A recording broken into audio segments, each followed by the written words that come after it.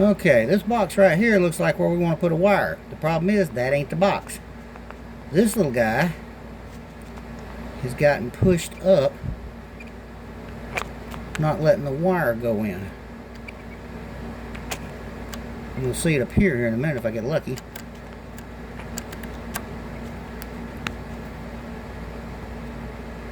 Need even a thinner screwdriver than this to do this.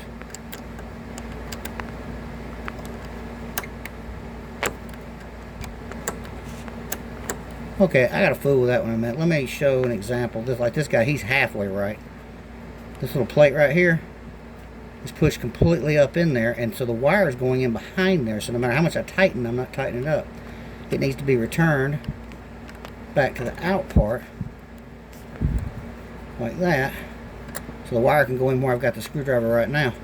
And this is why I couldn't hook up any of my output loads, because the wires were actually going behind the stupid boxes. Bad design. Needs a spring.